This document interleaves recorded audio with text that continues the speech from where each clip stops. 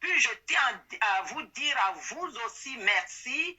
Tous ceux-là qui se battent, qui font des émissions de vidéos, ça, je leur dis merci parce que c'est avec leur cri, tout ce que nous dénonçons. Et c'est par rapport à ça que la France s'est dit, il va falloir que nous faisions attention. Donc, ils ont dû lui donner conseil. Mais ce n'est pas la France qui va nous dire ce qu'il faut qu'on fasse. Le travail, c'est ce que les Ivoiriens et le président Gbagbo et le président Bédié sont en train de faire. C'est ça qui est important. Moi, quand j'entends parler du nom de la France, ça m'énerve. Ça m'énerve. Je ne veux même pas... Dès qu'on parle de la délivrance de la Côte d'Ivoire, de l'Afrique, on nous parle de la France, ils essayent de faire ça, ils essayent de faire ça. Et à côté, en même temps, ils tuent, ils volent et ils pillent. Et à côté, on veut en même temps travailler avec eux. Donc, si nous voulons travailler avec la France, si la France est là pour faire le nettoyage, eh bien, pourquoi que nous sommes en train de les combattre? Si ils sont bien et que nous voulons continuer à chaque fois quand on est dans la lutte, on parle de la France. Alors que nous sommes en train de lutter pour pouvoir avoir la vraie indépendance, que ces gens-là ne nous commandent plus, qui ne commandent plus les Noirs, qui considèrent les Noirs, et que les Noirs sont dans leur pays, ils ont eu leur indépendance, et ils n'ont pas à être là, les Blancs. Les Blancs n'ont pas à être là. Il faut que les Noirs veulent travailler avec eux et ils leur disent, vous venez pour tant, vous avez un contrat pour tant d'années, une fois que votre contrat finit, vous foutez le camp.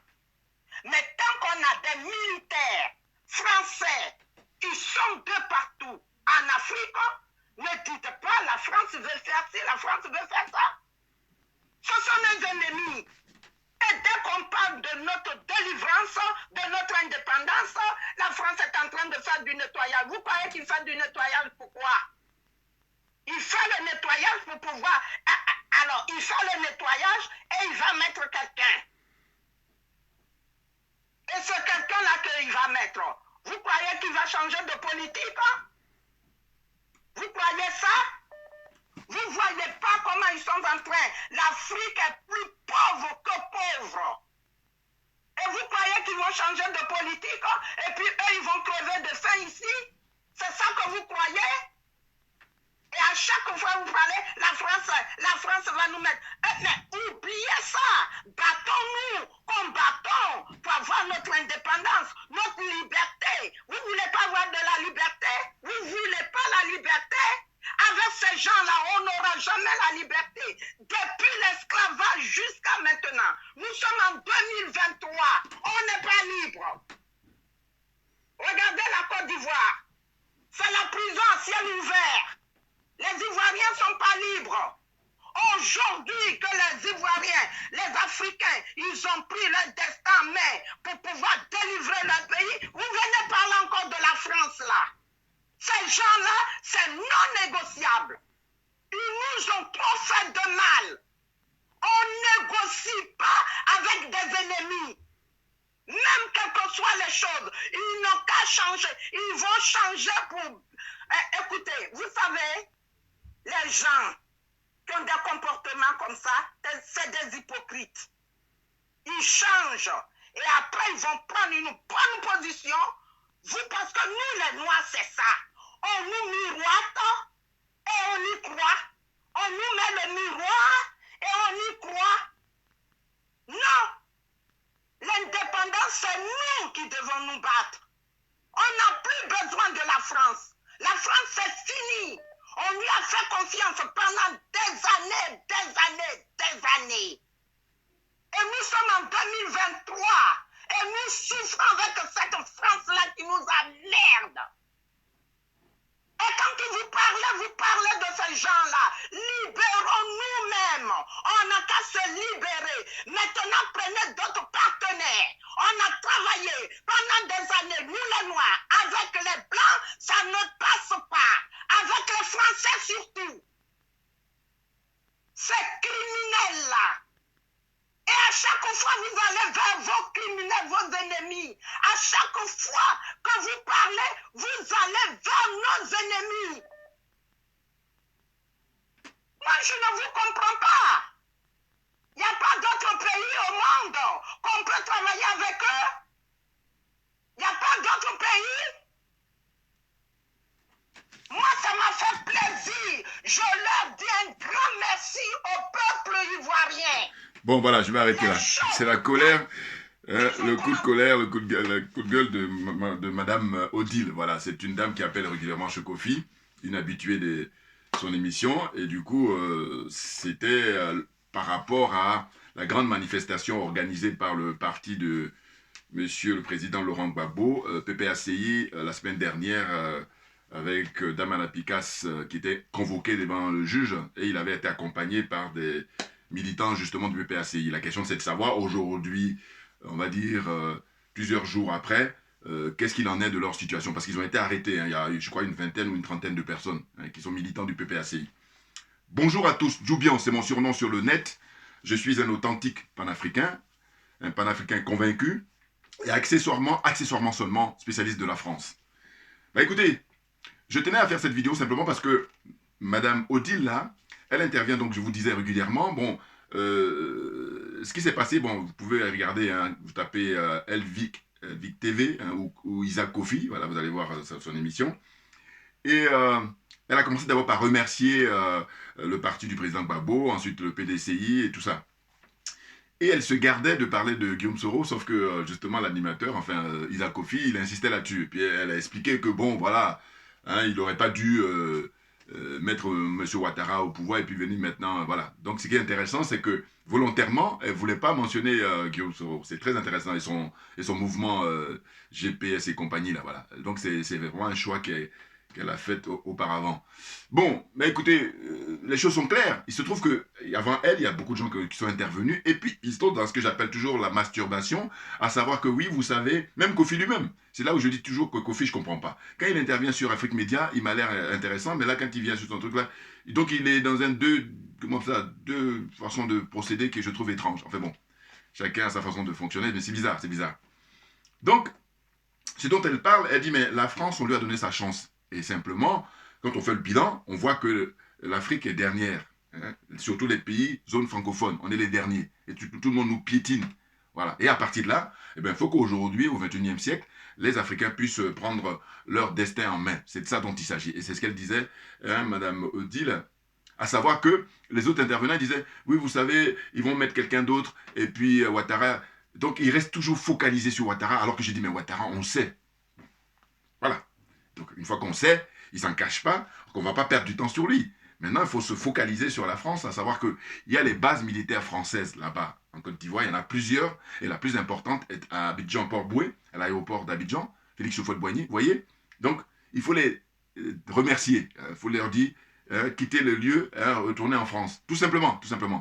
Or, il se trouve que le problème en Côte d'Ivoire, comme je le rappelle souvent, j'ai dit, mais, vous savez, compte tenu de l'histoire de ce pays, Houphouët-Boigny, qui est le premier président, qui est un des fondateurs ou des créateurs de la France-Afrique, hein, il a activement participé à la création de ce concept-là, eh bien, il se trouve que malheureusement, il y a beaucoup de oufouettistes. Vous avez des oufouettistes déclarés, vous avez en fait des gens même qui sont oufouettistes malgré eux, ou inconsciemment, hein, partis au pouvoir comme, comment dire, opposition. Vraiment, ils sont tous, voilà. Deux fois, j'ai envie de comparer avec la France où il y a beaucoup de gaullistes. Et les gaullistes, vous les trouvez partout. Des gens de droite principalement, mais il y a aussi des gens de gauche qui sont comment dire ça, gaullistes.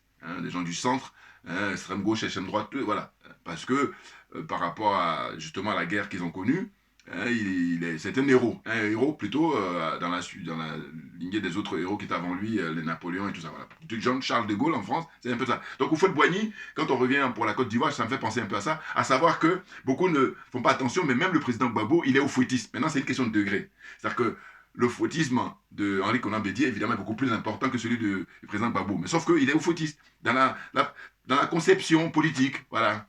Donc c'est une question de degré. Il y en a qui vont être beaucoup plus, il y en a qui sont à 150% ou à 100%, il y en a qui sont à 25%, voilà, ainsi de suite. Comprenez ce que je veux dire, voilà.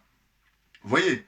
Et ce qui fait que quoi? Ce qui fait que je pense que la plupart, et ne pensez pas du 100%, hein, mais vraiment une bonne frange de la classe politique, eh bien, tout ce qu'ils souhaitent, c'est la continuité de la France-Afrique. Ben, bien entendu. Parce qu'ils ont du mal. C'est en cela que je dis, mais c'est des oufouettistes. Hey, tu es un oufouettiste à 5%, tu es un oufouettiste à 10%, 15%, ainsi de suite. Voilà. Alors que moi, je suis à 0% oufouettiste. Voilà. Vous savez, quand j'étais petit, hein, c'est mes parents qui m'ont rapporté ça. Ils m'ont dit, quand je regardais la photo d'Oufoué, parce qu'à l'époque, moi, ma génération, il y avait les photos d'Oufoué dans les maisons. Voilà. Eh bien, je disais comme ça, je dis, ça c'est quelque chose qui est étrange, parce qu'on n'a pas toujours les souvenirs, hein, enfin tous les souvenirs, mais ils disent que quand je regardais la photo d'Oufoué, et puis je disais comme ça, celui qui nous a donné du pain. Bon, eux, ça les surprenait, parce qu'ils disaient, attends, tu sais, qu'est-ce que tu faisais avant? Mais donc, bon, allez savoir, voilà. Mais aujourd'hui, à l'âge adulte, je dis non, parce que justement, c'est fort de les connaissances, fort de, comment on appelle ça, ce qu'on a appris, hein, réellement, ce qui s'est passé, et que par conséquent, je dis non, non, parce que, attendez, la misère comme ça qu'on vit depuis fort longtemps, eh ben, il a fait les mauvais choix. Un peu comme, si vous voulez, Guillaume Soro, ben, c'est pareil. Il faut boigner avant lui, c'est ça. C'est des choix qu'ils ont faits en étant convaincus que c'est le bon choix. Ben, maintenant, il faut assumer. Alors, d'aucuns vont me dire, oui, mais tu parles de leur type. Non, mais moi, mon problème, c'est même plus c'est les héritiers. Voilà. Le fait que ça perdure, c'est pour ça que je dénonce ça. Normalement, il devait dire, bon, voilà, dans la sphère familiale, privée, parlez de lui, rendez-lui hommage, c'est votre problème, c'est votre liberté, il n'y a rien à dire. En revanche, ce qui est vraiment révoltant, c'est le fait que y a des gens qui veulent se vanter au XXIe siècle sur son héritage. D'abord, beaucoup n'ont rien compris, et c'est pour ça que je dis, bon, assois-toi, écoute, prends des notes. Voilà. Non, parce qu'ils sont fatigants, ils comprennent rien, et puis ils veulent essayer de s'immiscer. Hein. Toujours pareil, quand ils font ça, nivellement par le bas. Et ça ne m'intéresse pas. J'ai pas le temps. Je n'ai pas le temps. Voilà. Donc j'ai pris quelques notes parce que sachez que, en fait, ce qui est intéressant, c'est que monsieur, le président de la France, hein, Emmanuel Macron, il est en visite actuellement en Afrique. Il a démarré avec le Gabon. Hein, et bon, bien avant de partir, il a tenu une réunion, hein, une grande réunion comme ça à l'Élysée où il a invité des personnalités, hein, connues ou pas connues. Hein, voilà, du monde politique, du monde culturel et tout ce que vous voulez. Bon. Et il tient un discours qui est disponible. Hein. Moi, je ne l'ai pas regardé. Je dois vous dire l'intégralité. J'ai juste quelques bouts. Mais vraiment très. Parce que je sais quelles sont ses motivations. Je sais ce qu'il va dire. C'est toujours la même histoire. Il est au pouvoir depuis 2017. Et faisons le bilan. Le bilan, c'est les bases militaires n'ont jamais été aussi importantes, aussi renforcées. Donc c'est en cela que j'ai dit, mais non. Comme disent les gens, souvent ils utilisent une formule en disant que le chien, il ne change pas sa manière de s'asseoir. Bon, ça c'est très profond, ça. Voilà. Et oui, donc, qu'est-ce qu'il dit en l'écoutant, j'ai pris même des résumés là, c'est que ça me fait penser à toujours la condescendance permanente, hein, le paternalisme permanent. Donc j'ai dit, quand c'est comme ça, à un moment donné, c'est des malades. Et tout le monde rentre en psychiatrie. Et là, quand je dis ça, je suis gentil. Ah oui, non. Comprenez qui veut, comprenne qui peut. Non, mais parce que c'est bon, quoi. Qu'est-ce que c'est que ça? Ils sont complètement en déphasage, ils sont dans l'anachronisme. Et puis, il y a des frères qui, pareil, dans l'aliénation, le complexe et la corruption, hein, alors qu'ils ont des moyens. Maintenant, on me dira, oui, mais ils sont obligés de les suivre parce que sinon, ils vont perdre leurs moyens. Oui, mais regardez l'histoire du peuple noir. C'est ça la question. Et oui, maintenant, je dis, bon, si vous n'avez pas la force, c'est une chose, mais dans ce cas-là, poussez-vous, faites ce que vous savez faire, puis maintenant, laissez-nous en prendre les manettes. Maintenant, ils ne veulent pas. Ils ne veulent pas parce que, justement, c'est ce que j'appelle la sorcellerie. Jalousie et la sorcellerie. Excusez-moi. Vous voyez? Donc là, l'intervention de M. Emmanuel Macron, juste avant qu'il entame sa visite en Afrique, hein, il a démarré là, je crois que c'est du 1er au 5 mars. D'abord, donc le Gabon, comme je disais, après il va en Angola, et ensuite il y a les deux Congos qu'il va faire, hein, excusez du peu, Congo-Brazzaville et Congo-Kinshasa. Hein. Voilà. Et je crois qu'il va terminer par le Congo-Brazzaville, parce que visiblement, bon. En tout cas, il va faire les deux Congos. Donc il a, pour son périple, 4 pays là, à visiter, mais il faut se rappeler qu'au mois d'août 2022, il avait effectué justement une visite précédemment, et là, qu'est-ce qu'il avait fait? Rappelez-vous, il avait fait le Cameroun, ensuite il avait fait le Bénin, et ensuite il a terminé par la Guinée-Bissau, l'autre Mbalo, là, le vendu, le corrompu et le zozo, voilà, comment je l'appelle moi. Donc, en fait, ce qui se passe, c'est quoi? J'ai pris donc, les notes, enfin bon, je n'ai même pas pris des notes, moi j'ai pris là pour cette fois, j'ai des articles voilà, de presse, voilà. Ça va être encore plus nickel. Vous voyez?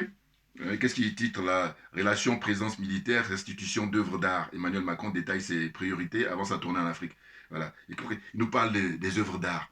Alors, moi, mon point de vue sur les œuvres d'art qui sont dans tous les musées en Occident en général, et puis là en France notamment, mais j'ai dit, mais écoutez, au lieu de, comment dire, mettre en priorité le fait qu'ils doivent restituer, qui est quelque chose qui n'est pas mal, mais je dis, moi, je vais encore plus loin. Pourquoi? Mais parce que, c'est ma qualité de spécialiste de la France, là. Hein. En fait, les objets qui sont détenus ici dans les musées, les grands musées, hein, ou les petits musées, ou les moyens musées, dans tous les musées, bon, les œuvres d'art qui viennent d'Afrique, qui ont été pillées, qui ont été volées, spoliées, bon, eh bien, la plupart du temps, ces œuvres-là sont monnayées.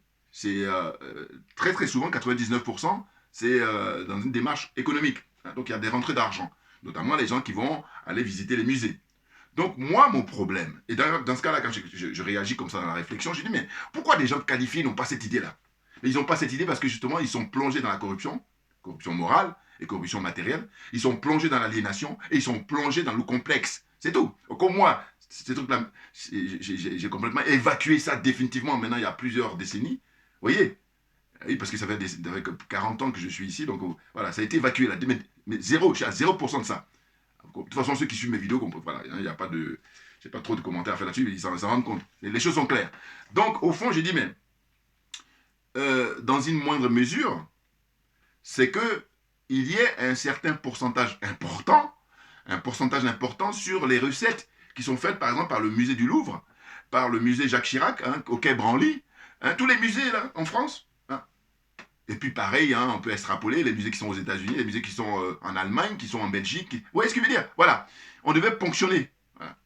Hein. Je dirais quoi? Alors, moi, pour moi, et là, je pourrais faire plus, hein, mais je dis, allez, 50%. C'est une idée, hein. Mais là où le bas blesse, c'est qu'il n'y a rien du tout. Et donc là, on est dans une situation où les Patrice Talon, ils font le malin, voyou en col blanc, je ne vais pas le lâcher lui. Parce que je dis qu'il a escroqué le peuple. Hein, il est venu, il a caché le masque, le peuple lui a fait confiance, et puis maintenant, 2 ans après, il montre son vrai visage. Voilà. Maintenant, il a mis le costume de, comment dire, dictateur, et si le peuple avait su ça auparavant, bon, ils auraient même voté, comment dire, Lionel Zinsou. Comme ça, voilà, on ne fait pas l'escale, c'est un vol direct. Voilà. Hein, en ce qui concerne baisser son froc pour que la France puisse l'enfoncer profond. Excusez-moi d'être vulgaire. Non, mais c'est dérangeant. Un gars comme ça. Bon, enfin, bon, bref. Donc, j'ai dit, oui, parce que lui s'est vanté sur le fait qu'il a fait rapatrier, comme il dit, 26 œuvres. Mais vous vous rendez compte? Mais qu'est-ce que c'est? Non, en fait, le compte n'y est pas. Objectivement, vous savez très bien. Ils n'ont pas pris 26 œuvres, ils ont pris beaucoup plus que ça. Maintenant, donc, c'est première phase, hein, la quantité. Deuxième phase, c'est justement qui est la plus importante du reste. C'est-à-dire, quand je dis la plus importante, c'est qu'à partir du moment où ces trucs-là ont été spoliés depuis des siècles, vous pensez bien que normalement, toute la magie, toute la spiritualité est perdue de mon point de vue. Alors, je ne suis pas en train de dire qu'il faut les laisser, je suis simplement en train de dire que pour moi, le plus important, c'est l'économie. Ah bah bien entendu. Et d'ailleurs, quand c'est comme ça, je dis, bah écoutez, comme moi je me veux démocrate, enfin je dis au sens, je suis quelqu'un qui est pour l'intérêt général, je dis, bah, on va interroger les gens. On va dire, dites-moi, est-ce que vous préférez, alors évidemment les deux, c'est l'idéal, voilà, les deux, c'est-à-dire qu'on nous retourne toutes les œuvres, et puis ensuite, eh ben, on donne la contribution, hein, c'est-à-dire l'argent que perçoivent les musées là, eh ben, 50%. Mais ils disent, j'essaie d'être, mais non, je peux aller plus loin, hein. C'est-à-dire que nous, on a 80%, ils ont 20%. Ou nous-mêmes, on a 90% de la recette et ils ont 10%. Tout simplement. Vous voyez? Mais si on n'était pas dans un rapport de domination, au sens où on a affaire à des impérialistes, on a affaire à des colonialistes, voilà, des France-Africains, c'est ce qui donne qu'on a zéro. Et c'est ça, les gens très qualifiés, qui ont pion sur rue, au point de vue de notoriété, au point de vue économique, ils devraient être libres à s'exprimer comme ça. Oh, ils ne le font pas. Ils sont là à se contenter sur le fait que oui, il y a 26 œuvres qui sont rentrées, et puis le Sénégal va avoir 100 combien 107 ou je ne sais pas combien. Mais tout ça, c'est pas la quantité réelle. Bien entendu. Vous voyez, donc je dis, là, j'en ai déjà parlé dans mes vidéos passées, mais j'en reparle parce que je dis, mais entre-temps, je ne vois pas les gens connus qui prennent le micro pour dire, mais écoutez, là, les grands musées en France, en Occident en général, et puis en France notamment, eh ben, vous allez donner votre contribution, c'est-à-dire qu'on va prélever de l'argent et qui va être reversé dans les pays africains dont ils sont originaires. Mais la complexité, c'est quoi? La complexité de tout ça, c'est le fait que les gens même qui travaillent, qui sont là-bas à l'Union africaine, qui sont, comment on appelle ça, dans les organisations sous-régionales et tout ça, comme la CEDEAO et tout ça, si ce n'était pas corrompu, c'est ce boulot-là qu'ils devaient faire. Ben oui. Mais eux-mêmes, ils sont financés par... Oh non, mais on ne sait même pas par quel bout commencer, tellement c'est perturbant. Et il y a des gens il y a tout ça qui existe, et puis ils font le malin. Donc je dis, cache-toi, hein, parce que tu n'as rien à dire. Hein, tu dis des trucs qui sont légers, laisse la parole à des gens qui ont des choses à dire, et qui tiennent la route pour l'intérêt général. N'importe quoi. Donc voilà, j'en reviens là-dessus parce que c'est vraiment ça qui est préoccupant, de dire, mais attendez, retourner les œuvres, c'est une chose. Et d'ailleurs, vous voyez bien qu'ils prennent leur temps, parce que qu'est-ce qu'ils disent? Ils disent, bon voilà, on va faire voter une loi, il y a un décret qui va être signé, et puis maintenant, voilà. Donc pendant ce temps-là, on appelle ça, en matière juridique, du dilatoire, c'est gagner du temps.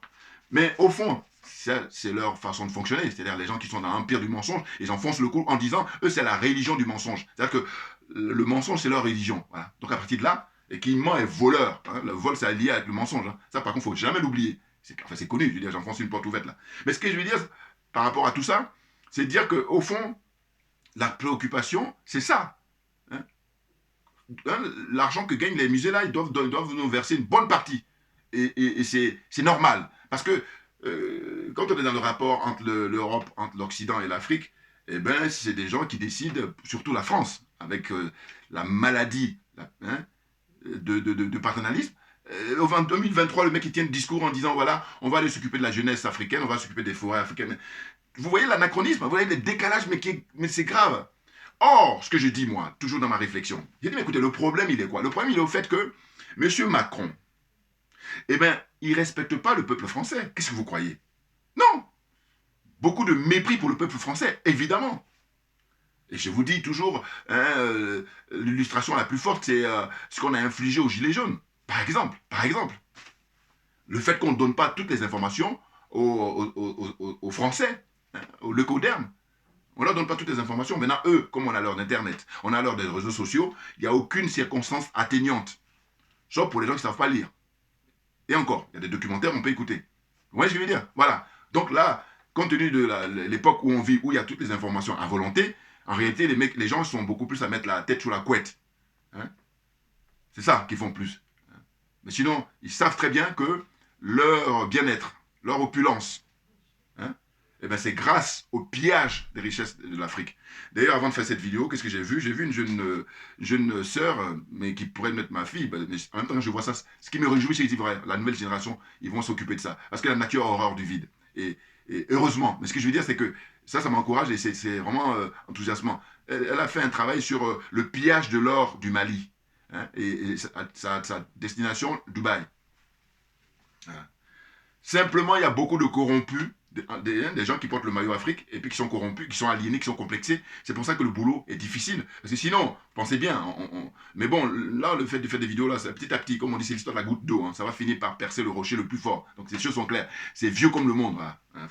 On reste focus, on est régulier. On lâche rien, clairement.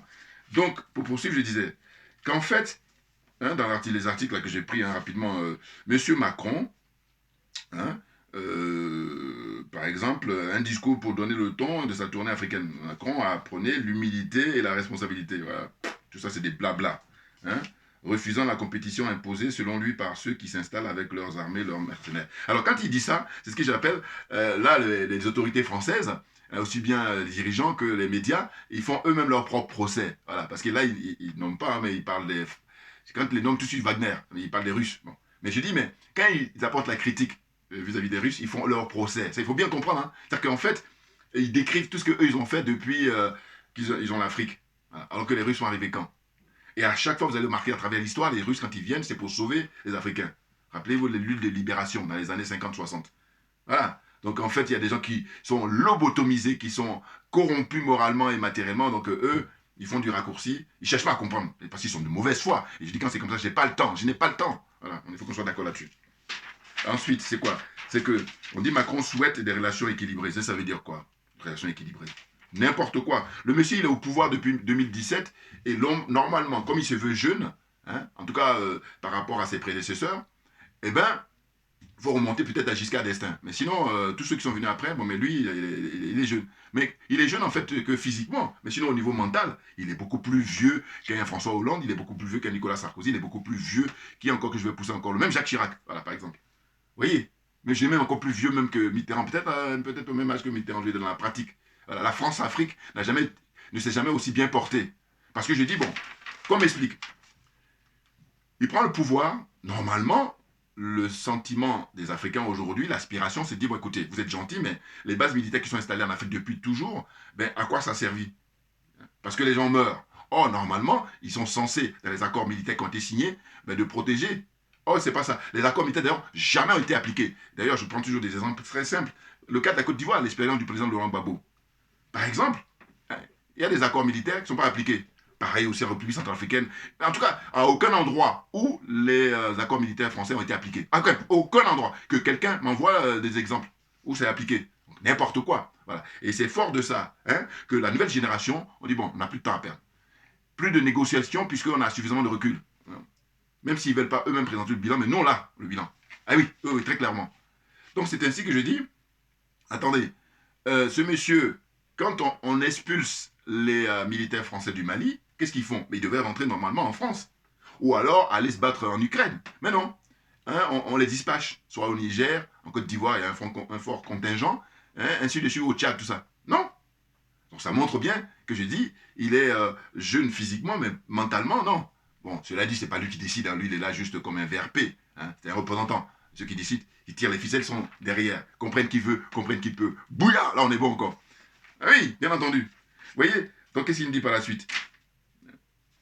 Là, le Burkina Faso, voilà, dans l'actualité, c'est très intéressant. En fait, il y a un frère panafricain qui m'a envoyé d'ailleurs même le courrier, enfin le communiqué qui a été fait par le gouvernement du Burkina, le ministère des Affaires étrangères, où il donne 30 jours, alors eux, c'est bien le délai, un mois à tous les militaires français hein, qui sont là, soi-disant qui sont des conseillers, comment dire, conseillers militaires, de quitter le territoire du Burkina Faso. Ils ont un mois. Ça veut dire grosso modo, là on est début mars, et bien normalement début avril, c'est bon. Hein, ils auraient tout évacué. Et je dis, ceux qui vont maintenant aller au Burkina Faso, il faut qu'ils soient, enfin toute l'Afrique même, des touristes, et encore, il faudra vérifier. Oui, non parce que, en fait, il y en a qui jouent comme ça à la casquette de touriste, alors qu'en réalité, ils cachent derrière les services secrets. Voilà. Je suis désolé, parce que le moment est venu de mettre toutes les cartes sur table, parce qu'il y a eu trop de morts. Voilà. Et ça s'explique par ça. Ils jouent les malins. Puis il y a les frères là, qui portent le maillot Afrique et qui jouent avec eux. Même ils font même plus. Même Alassane Ouattara, quand la France, je vous dis, ils vont lui dire, monsieur Ouattara, donnez-nous un t-shirt. Lui dit non, je vous envoie le carton. Même voir même l'usine. Allez, prenez l'usine. Voilà, on en est là, je n'exagère rien du tout. Voilà. Et c'est parce qu'on n'a pas le temps. Sinon, si quelqu'un veut des exemples, bon, alors il faut regarder mes vidéos passer. Vous voyez?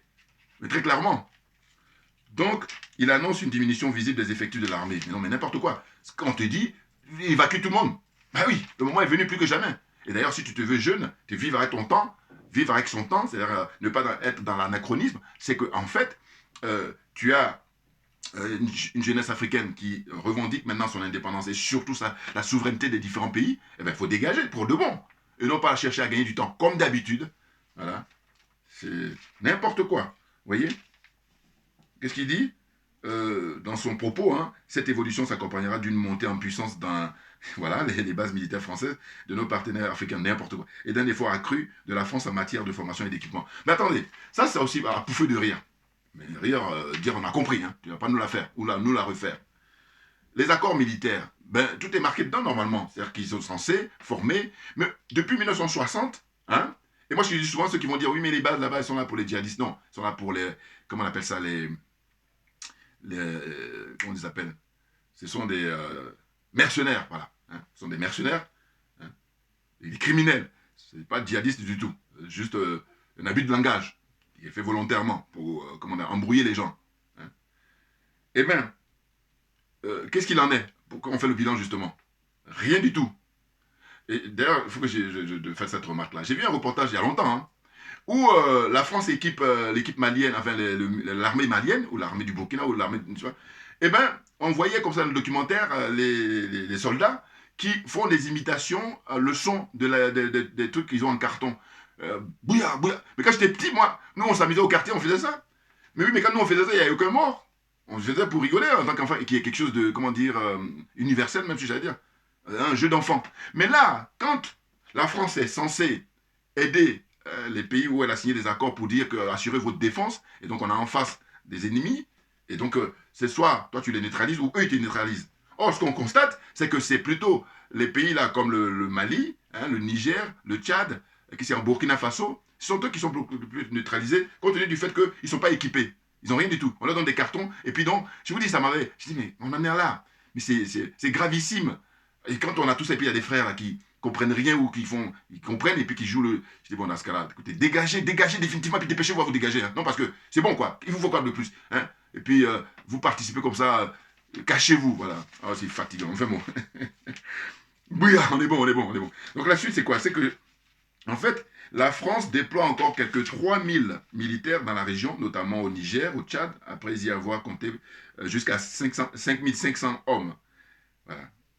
Elle entend réarticuler son dispositif et être moins visible sur le terrain. N'importe quoi. Ça, c'est camouflage. Voilà. Donc rien ne va changer. Hein. C'est-à-dire qu'ils vont juste changer de stratégie pour dire qu'on va être moins visible alors que non. Ce qu'on veut, vous dégagez tous définitivement l'armée française parce que vous prenez en otage le peuple africain. C'est tout simplement ça. La formule, c'est ça. Vous prenez en otage le peuple africain. Voilà. Et dire au contraire, c'est être menteur, d'être dans l'escroquerie morale. Ça ne m'intéresse pas. Donc Macron dit toujours qu'il propose une loi cadre pour restituer les œuvres d'art. Voilà, j'en ai déjà parlé. Bon, donc on continue, puisque j'ai déjà parlé du problème des œuvres d'art, hein, de dire qu'il faut plutôt qu'ils donnent de l'argent, on prélève sur les tickets là, qu'on paye pour aller regarder les œuvres d'art, l'entrée dans les musées, là, hein, tous les musées de France. Voilà. Et puis on va extrapoler avec les musées du monde. Voilà, c'est la France qui nous intéresse. Voilà. Vous avez compris ce que je veux dire. Donc, restitution reposant sur un partenariat culturel scientifique pour accueillir et conserver ses œuvres. Voilà, mais n'importe quoi. Donc j'ai dit, Macron était un authentique démagogue. Ça, c'est moi qui écris ça maintenant. Il est has-been, il se contredit en disant tout et son contraire. Il faudrait faire le bilan depuis sa première élection en 2017 jusqu'en 2023. Bon, ça, je l'ai dit tout à l'heure aussi. Il est dans la fuite en avant, naturellement, le respect des... dans le respect de la culture française concernant les rapports entre la France et les pays africains. Voilà. Donc lui, il n'y a rien de nouveau au soleil. Paternalisme et condescendance. C'est ce qui ça m'inspire. Son intervention juste avant qu'il parte au Gabon. Là. Et puis d'ailleurs, regardez. Le mec, il dit, on a compris, on va changer. Mais quand il effectue la visite en mars 2023, au Gabon, alors que le Gabon, c'est le cœur même, un des pays phares de la France-Afrique.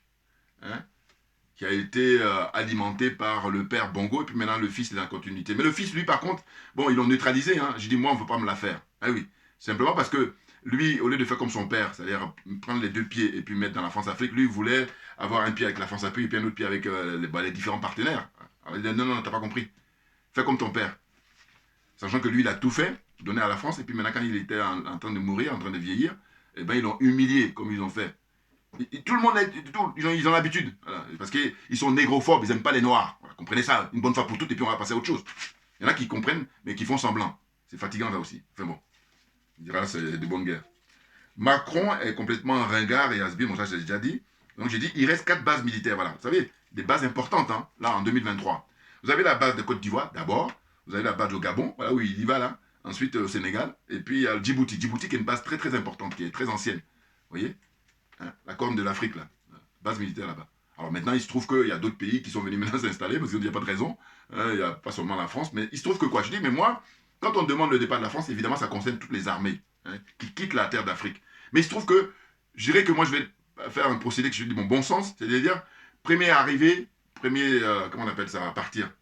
Ceux qui ont fait la comptabilité analytique, on dirait l'IFO, la formule. Première entrée, première sortie. Donc voilà. Comme les Français étaient les premiers à s'installer là-bas, ben ils vont être les premiers à partir. Maintenant, on va s'occuper des autres. Ça va être ordre chronologique.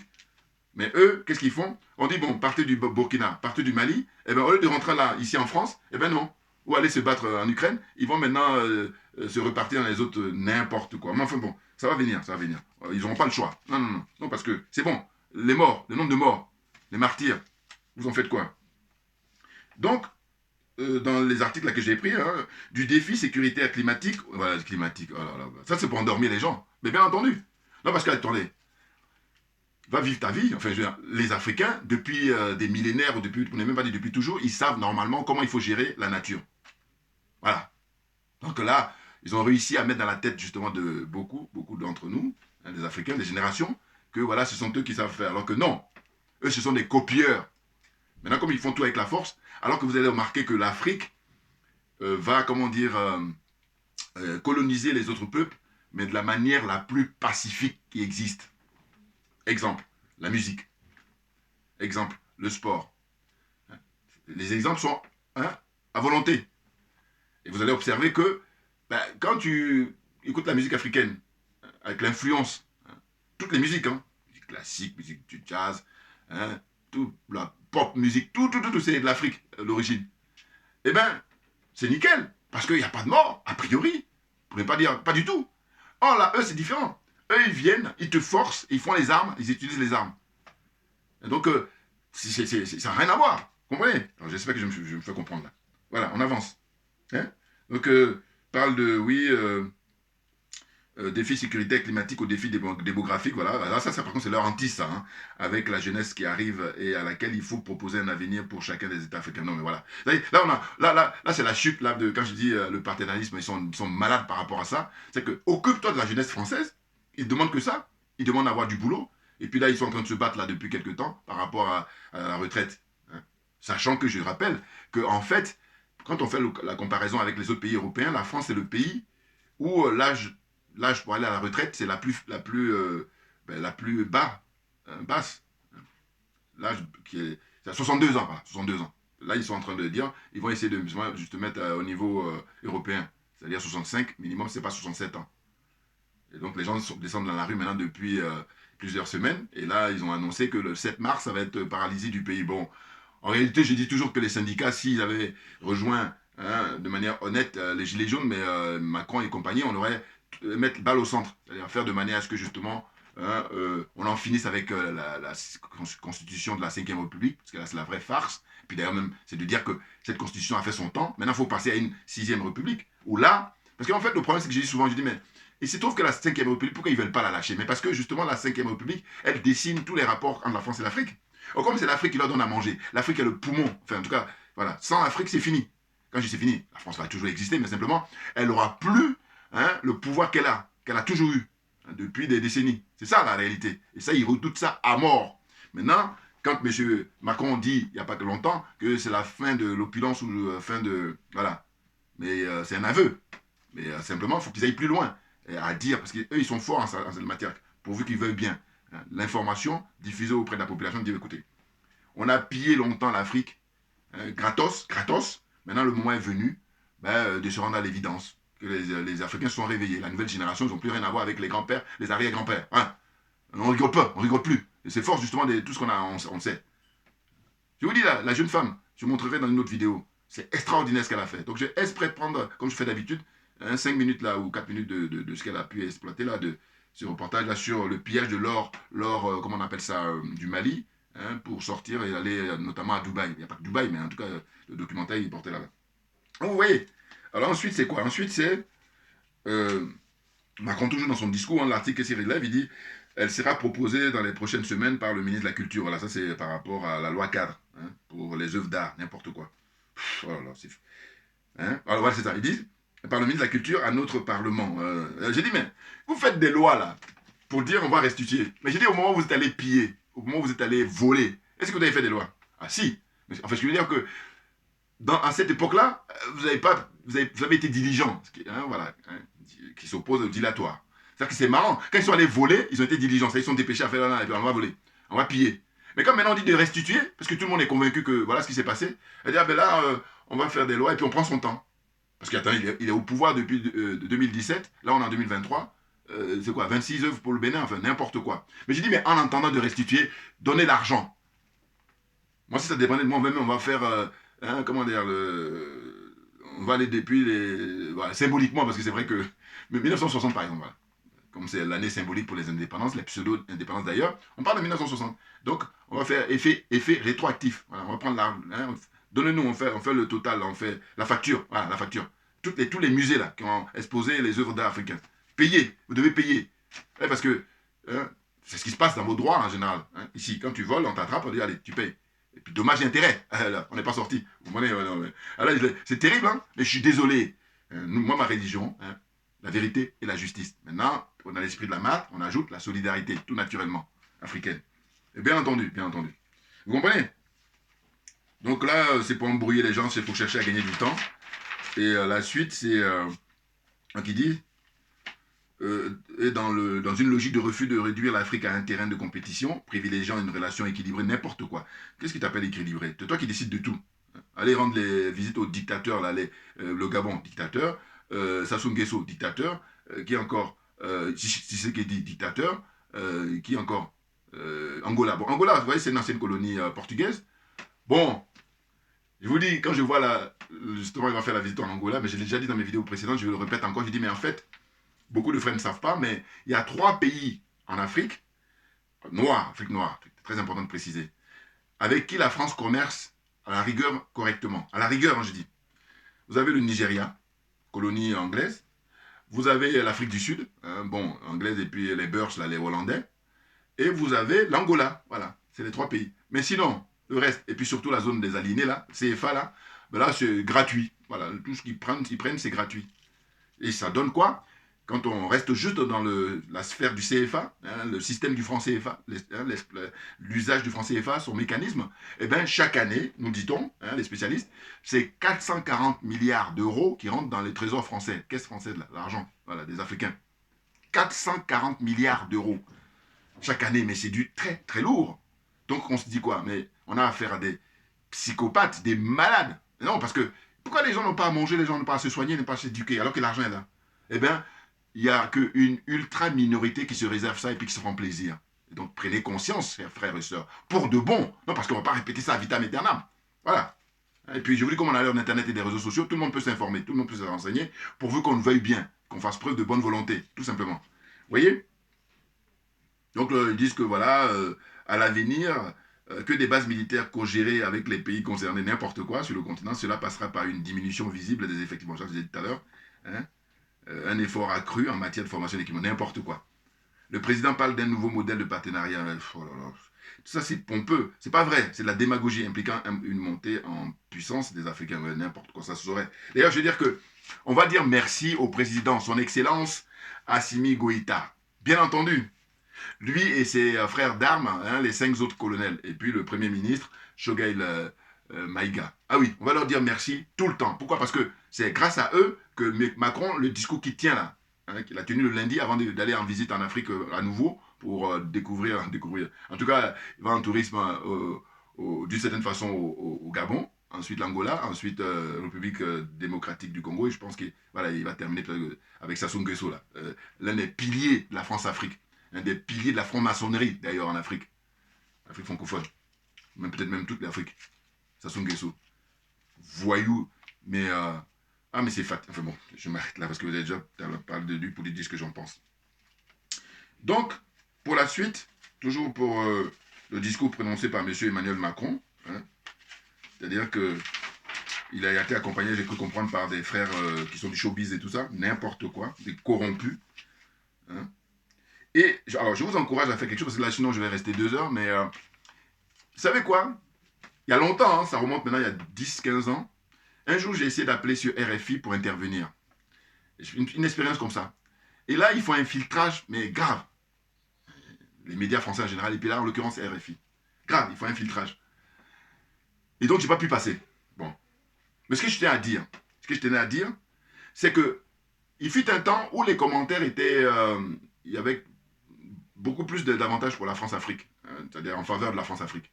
Mais depuis maintenant 10 ans facilement, en tout cas depuis que M. Macron est au pouvoir, peut-être même avant, mais en tout cas, amusez-vous à lire les commentaires, c'est-à-dire quand vous allez sur les médias français, c'est un article qui a été produit, je sais pas moi, par Le Figaro, par Libération, par qui encore, les médias en ligne, hein, parce que c'est là où on fait les commentaires. Lisez les commentaires, vous allez voir. À chaque fois, sur 10 commentaires, il y en a 8 ou 9, hein, 8 ou 9 qui sont en faveur du panafricanisme. Enfin, en gros, pour les Africains. Voilà.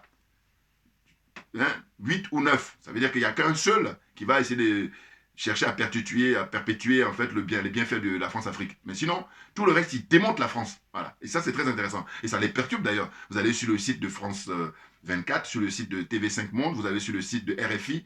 Quand il y a les commentaires, mais qui chargent au maximum. Ils le savent, hein, parce que le service secret, c'est leur boulot. Mais simplement, ils sont dans une fuite en avant, et simplement, ils mentent au peuple français depuis toujours. C'est pour ça qu'on est dans cette situation-là. Rien d'autre, hein, rien d'autre.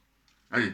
Or, j'ai dit, les rapports qu'ils entretiennent avec l'Afrique, qui commencent d'abord, comme on dit l'histoire de la charité bien ordonnée, qui commencent d'abord à dire la vérité, rien que la vérité au peuple français.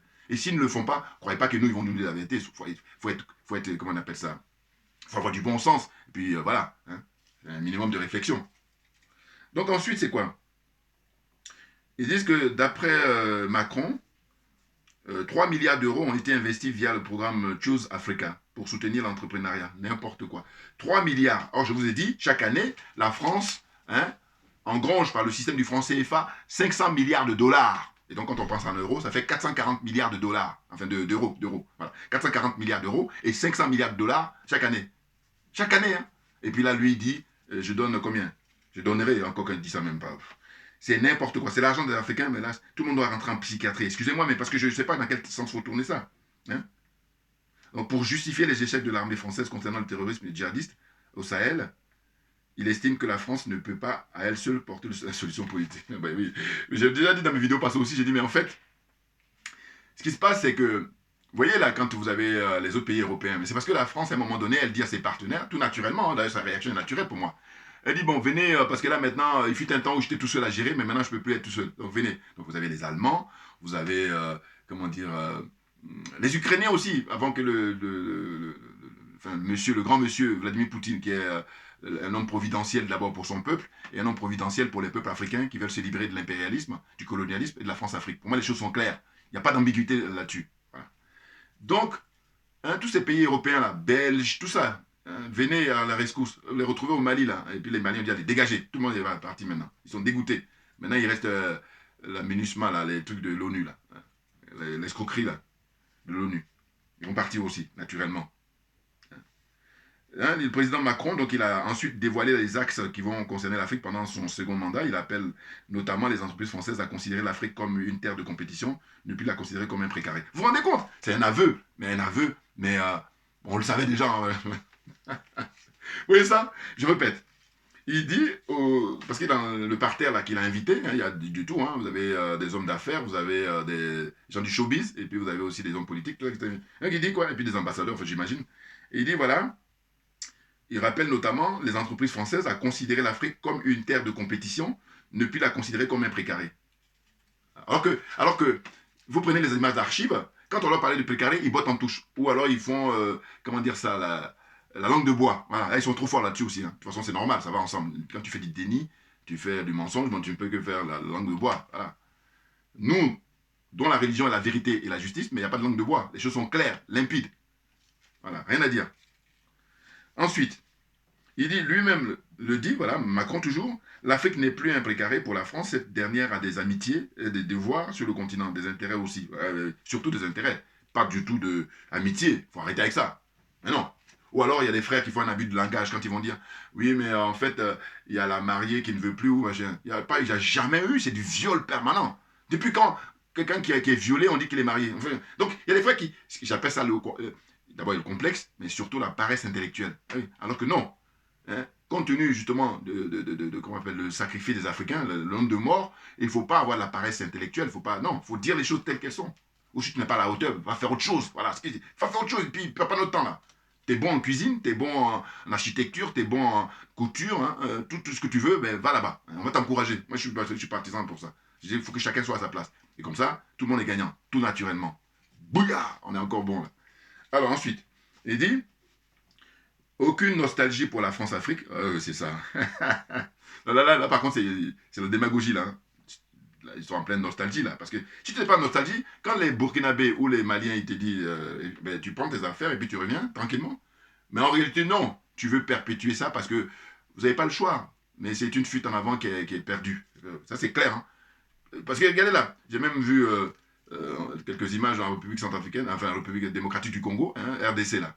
Ils ont tagué l'ambassade de France là-bas, écrit t'es pas le bienvenu, dégage, c'est tout. Voilà. On a assez perdu du temps. Hein? Donc, quand il dit aucune nostalgie, si. Le président veut surtout ne pas laisser un vide. Il appelle aussi à revoir le dispositif sécuritaire et défensif de la France. En Afrique, plus d'académies, plus d'écoles, de partenariats, où il y aurait des formations sur la défense des armées africaines. Non, mais n'importe quoi. Le bilan, il est catastrophique. Quand on a un bilan qui est catastrophique. Alors, comme je vous ai dit toujours, j'ai dit que quand c'est dans d'autres domaines, quand on fait le bilan, c'est pour tirer les leçons. Or là, en ce qui concerne les relations avec l'Afrique, il n'y a pas de bilan. Donc voilà, non mais il faut arrêter, c'est bon. Je dis, nous, on a le bilan. Donc c'est pour ça que vous avez les veilles, hein, les manifestations. J'en profite d'ailleurs pour saluer le frère Podassé, hein, Nestor Podassé du Burkina Faso, hein, un honnête, un intègre homme, hein, qui a refusé d'être corrompu, moralement et matériellement. J'espère qu'il est sorti parce que c'est pas normal, hein, qu'il soit gardé en prison. J'espère qu'il est sorti au moment où je fais cette vidéo. Voilà, parce que je cherche sur les réseaux sociaux et j'arrive pas à avoir de réponse par rapport à ça. Donc je lui fais un big up. Un big up à Nestor Podassé, naturellement. Donc il dit pour la suite de l'article, le chef de l'État appelle encore une fois aussi à changer de regard sur le continent et à considérer les partenaires africains comme des partenaires à part entière. Oui, ah ben, je ne sais même pas si on peut dire il était temps. Non, on s'en fout même. Voilà. Si des nouveaux partenaires s'installent et prennent des positions qui étaient avant les nôtres, c'est justement parce qu'ils prennent les pays africains au sérieux, considère Emmanuel Macron. Je répète ça encore, ça c'est intéressant. Je dis, ils font leur procès là. Si des nouveaux partenaires s'installent et prennent des positions qui étaient avant les nôtres, c'est justement parce qu'ils prennent les pays africains au sérieux, considère Emmanuel Macron. Alors, qu'en fait, la France, comme je le disais tout à l'heure, c'est gratos. Voilà. Hein. Les 3 pays où ce n'est pas gratuit, c'est l'Afrique du Sud, l'Angola et, comment dire ça, le Nigeria. Voilà. Vous voyez, je suis toujours dans la lecture de mes articles là. Hein, il faut reconnaître une part d'autocritique chez Emmanuel Macron qui parle de nécessaire humilité. Voilà, on n'a rien à foutre. Peut-être reconnaît-il par là que cela n'a pas toujours été le cas, on le sait. Nous, moi, j'aimerais qu'ajoute on le sait, lors de son premier mandat.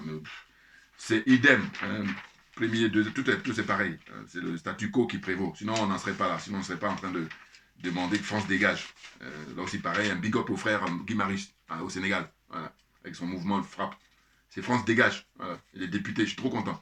Il faudrait que justement tous les frères et sœurs qui sont justement dans cette démarche-là, à un moment donné, il faut prendre les choses en main. On n'a jamais trop bien servi que par soi-même. Madame Poulchéric Ballet, par exemple, j'espère qu'elle va prendre le costume de politique. Oui. Non, parce que tu ne vas pas critiquer à vitam aeternam, au sens où, ben, il y a des gens, tu critiques, ça ne change rien. Parce qu'ils sont incompétents, c'est clair. Alors que toi, tu es compétente. Voilà. Hein. C'est-à-dire, dans le domaine dans lequel on est, si tu prends les choses en main, les choses vont bien aller et puis tout le monde va être gagnant. Voilà, c'est vrai que je parle de compétences. Donc Guy Marius Sagna, en tant que député, je peux vous dire que ses interventions au Parlement du Sénégal, c'est remarquable et historique. Ça faisait longtemps comme ça qu'au Parlement, hein, bon, il y a eu Ousmane Sonko évidemment avant lui, mais là, lui, il y a une approche, comme je vous dis toujours, on n'a pas tous les mêmes énergies. Lui, son énergie, c'est pas pareil que celui de Ousmane Sonko, même si c'est vrai qu'ils tirent tous les deux dans le même sens, ce qui est une très très bonne chose. Voilà, comprenne qui veut, comprenne qui peut. Ensuite, alors l'article dit, mais le président continue de revendiquer, nous avons tenu nos engagements. Ah ben voilà, ça c'est encore le mensonge. Et la phrase clé, peut-être à ce moment-là, c'est « Nous sommes au milieu du guet ouais, hein. ». Il y a encore une deuxième partie de la rivière à franchir, ouais, c'est ça. Et pour ça, Emmanuel Macron s'appuie en effet sur 3 points. Une réforme de la configuration militaire française, bon là on n'en finit pas, en Afrique, avec un nouveau format pour les bases militaires françaises, peut-être une sorte de brigade mixte. Les Africains ne veulent plus. Voilà, ils ont déjà trop donné, donc dégagez. Mais oui, non mais ça, on revient toujours à la France n'a pas été le seul pays à coloniser l'Afrique. Malheureusement, malheureusement. Mais le constat qu'on fait, c'est qu'au XXIe siècle, les autres, même dès le XXe siècle, ont tiré les leçons. Mais la France ne veut rien savoir. Hein? Des paresseux, des fainéants. C'est ça leur problème. Hein? Si tu vas bosser comme comment on appelle les anciens, comme ceux qui ont colonisé, hein, je pense Hollandais, Pays-Bas, comme les Italiens, un petit peu, hein, mais bon, comme les Anglais, surtout les Anglais, voilà, une grosse part de l'Afrique, hein, qui est encore espagnol, hein, avec Guinée équatoriale, là. Et puis les Portugais, hein, vous avez Cap-Vert, vous avez Mozambique, hein, vous avez Angola, voilà. Et ils ont tiré les leçons, donc ils ont, comment dire, bon, mais c'est pas la même époque. Il fut une époque où on pouvait faire ce qu'on voulait, là, mais là c'est terminé. Les gens ont ouvert les yeux, les gens ont pris conscience, les générations qui se succèdent, donc c'est terminé. Mais la France, toujours pareil, et c'est pour ça que là, maintenant, là, ils ont du mal à pouvoir justifier auprès de leur population, hein, auprès des Français. Maintenant, les Français, s'ils sont honnêtes, ils n'ont pas besoin que Macron fasse son mea culpa. On a toutes les images hein, dans le monde entier. Hein. Tu peux l'écouter en français, tu peux l'écouter même en français belge, en français suisse, en français canadien. En fait, comprenez ce que je veux dire. Là encore pareil, comprenne qui veut, comprenne qui peut. Bouilla. Voilà, on est parti. Ah non, mais c'est hyper intéressant tout ça. Vous comprenez? C'est dingue, c'est dingue. Donc je disais que la France parle à tout le monde, effectivement, puisqu'elle effectue systématiquement ses castings. Voilà, c'est ça. Hein? Dans les différents pays d'Afrique noire. C'est ça. Macron, depuis qu'il est au pouvoir, il continue à nourrir la France-Afrique. Parce que le Bénin n'avait pas de base militaire. Or, là, maintenant, ils sont en train d'installer une base militaire au Bénin, avec les conseillers qui n'en finissent pas, là. Il y a un jeune, là, qui a fait un reportage, et j'ai regardé ça un petit peu, et n'importe quoi. Il se cache, en fait, voilà. Or, on le sait. Quand il n'y avait pas Internet, bon, c'était beaucoup moins évident. Mais aujourd'hui, c'est difficile. Donc, c'est ainsi qu'il faut jeter l'éponge. Voilà. Donc, je vais m'arrêter là en espérant que j'ai parcouru comme il fallait. Bon, excusez-moi, hein, je suis peut-être un peu brouillon, excusez-moi, mais ce qui est sûr, c'est que je suis plus à l'aise, moi, dans l'impro. Voilà, c'est clair. J'ai essayé quand même de balayer là, le discours de M. Emmanuel Macron, qu'il a tenu juste avant d'aller en Afrique, et de dire quoi? Et de dire que ben, le destin de l'Afrique appartient aux Africains. Et qu'on n'est jamais trop bien servi que par soi-même, je me répète, mais c'est surtout, je vais reprendre les propos hein, des dirigeants maliens, notamment le Premier ministre Choguel Maïga. Hein? Il dit, vous ne pouvez pas aimer les Africains que les Africains, enfin, vous ne pouvez pas aimer l'Afrique que les Africains. Ça n'a pas de sens. Voilà. Tu ne peux pas dire que tu aimes la France que les Français. Tu ne peux pas dire que tu aimes l'Espagne que les Espagnols. Tu ne peux pas dire que tu aimes l'Italie que les Italiens. Tu ne peux pas dire que tu aimes les États-Unis que les Américains eux-mêmes. Tu ne peux pas dire que tu aimes la Russie que les Russes. Ainsi de suite. Tu aimes la Chine que les Chinois. Tu aimes le Japon que les Japonais. Donc quand on revient en Afrique, tu ne peux pas dire que tu aimes l'Afrique que les Africains. Voilà. Donc j'en termine là. Merci à vous tous pour votre attention. Et à très bientôt. On lâche rien. Comme j'ai pour habitude de dire, regardez. Voilà. Et parce que c'est nous qui avons raison. Il n'y a rien à dire. C'est clair.